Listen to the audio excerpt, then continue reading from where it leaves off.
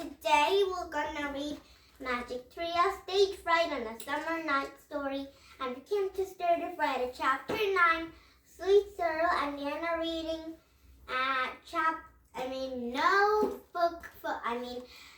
tomorrow we're reading new book and new story. That means we're Diana reading this story today, okay? And now, are you ready for this one book and two stories? And meet some lots of characters. Now here we go. And first you can read Magic Trios, Stage Fright on a Summer Night, Chapter 9, Sweet Sorrow. Toot, you're sorry, sighed Man. Bill said to the bear's owner, trying to sell an old tame bear to the frights. Well, I've been planning to write a play with a part of the bear, so take a money for him and be gone. She handed some gold coins to the bear's owner. The man's eyes get wide. He laughed. You can have him, the man said, and he took off. Thank you, the good Raiders, called the whale, and then he turned it to Puck. Tell our new player to the scrubs. Tell the actors they didn't afraid of him, and his tamer than the most of them. Come this way, Puck said. He put his arm around the bear and gently led at him about the trees. You love the stage, old man. Bye, Puck. Bye, Dan, said Annie. Now Jack and Annie are saying bye-bye to a lot of stage fright friends and going home now. Puck smiled and waved. The bear stared for a moment to Jack and Annie. He had a grateful look in his eyes. He had rumbled up the Puck. Thanks, Will, for helping the dance, said Annie, and hope for helping us. Thank you for both helping me, said Will. You saved the day. The night, you mean, said Jack. Indeed, the night, said Will. Oh, here is your bag. You forgot it. He gave us ladder bag, and then he held up two scrolls with lines on them. And you can take these, said Will. He handed back to Jack, and Jack put them in this bag.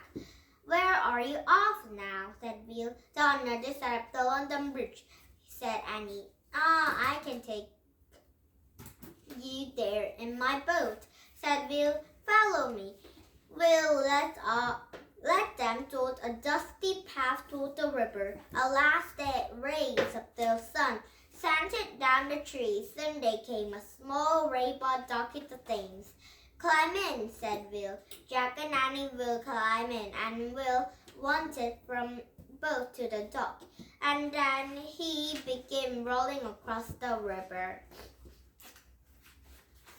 And the water reflected the purple pink in the sky. Only a few white swans now gathered over and swimming right. And a river smelled as bad as before, but Jack and Annie didn't mind now. They had gotten used to it. And Jack used his notebook and pencil. What are you doing? Will said.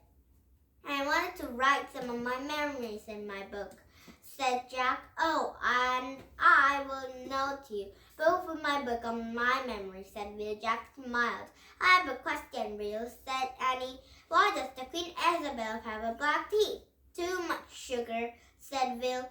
I hope it doesn't make feel bad looking that way, I mean, said Annie. Oh no, she's no less hard, said Will. The Queen has no idea. She hasn't picked in a good mirror for 20 years. Is that true, said Annie. Too, said Will. The Queen pretends to be young and beautiful, just as you're pretending to be a boy and a bear pretending to be an actor. You see, the whole world is stage. Jack, like an idea, he wrote his notebook.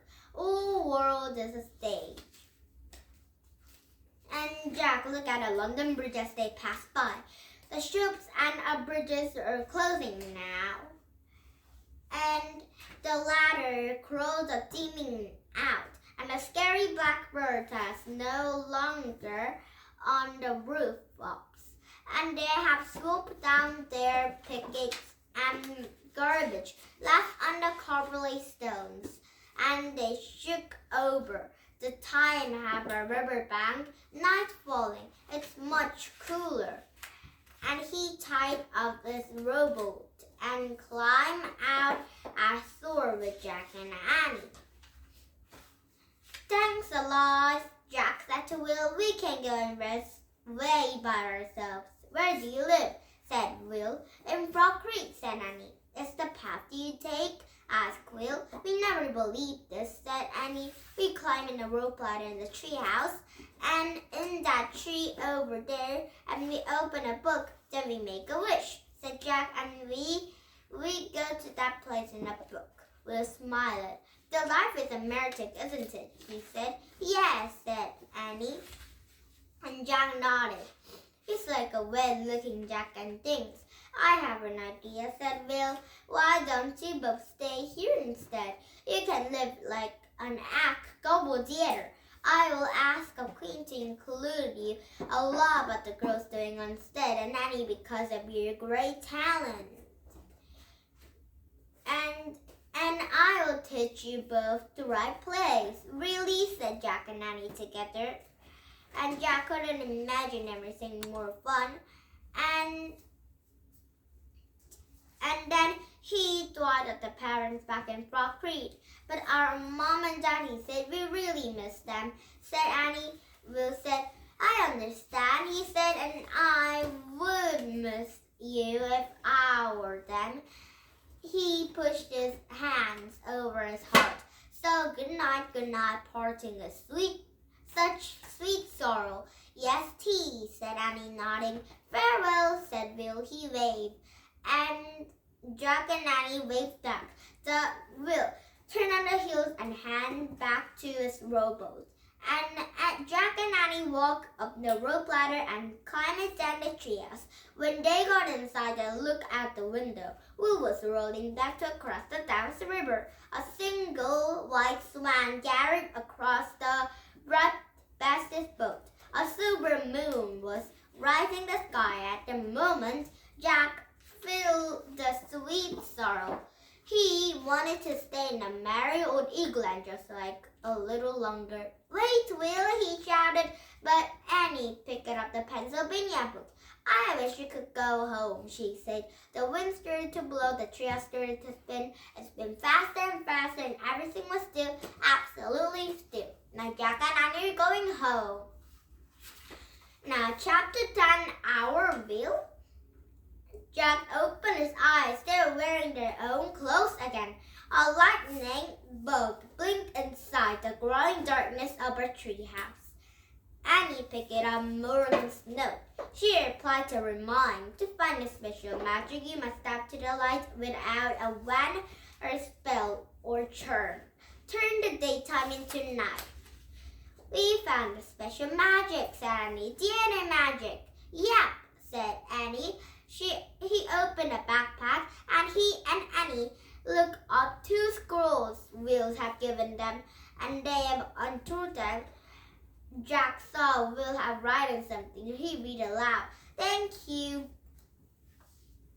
both for helping me. Your friend, William Shaper. William Shaper, said Annie. I've never heard that name before. Me too, said Jack. He hurried to the research book. He looked up a Shakespeare in deck.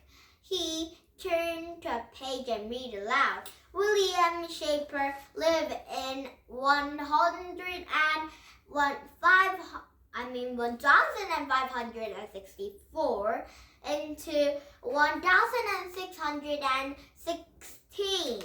He wrote 37 plays and had many contacts in our poems. Many people could think this is the greatest writer who had ever lived. The greatest? Said Annie. Our Will? Oh man, whispered Jack. He stared in amazement with a William's paper autograph. Hey, we can leave our scrolls Morgan notes, said Annie. Our pro her to a special magic. They put 2 scrolls over to the floor. They climbed to a rope ladder. When they started walking to the woods, Breeze blew, shaking the tree leaves. Shadows shaped it, and the birds called in the hidden places. Remember ancient woods? Annie said in a hushed voice. A fairy and a queen and a fairy king. Jack smiled and nodded. And the Puck and the Merry Winter Night, said Annie, and our will. Jack nodded again. I have a great time, said Annie. Didn't you, Jack sighed. Yes, he said in a book. He took a deep breath and spoke very clearly with a feeling. I have the most rare business. I have a dream. And now the end of reading this story. Now Jack and Annie are at a house again. Now say bye-bye to Magic Just Stage Fright in a Summer Night Story, okay? And tomorrow we read a new book, a new story to read, okay? And now, did you have fun? Yours English Country come up with another book and another story. And this book will say bye-bye for now. And now, please thumbs up my YouTube. And now, bye-bye for now. Have a nice Sunday. Bye-bye, everybody.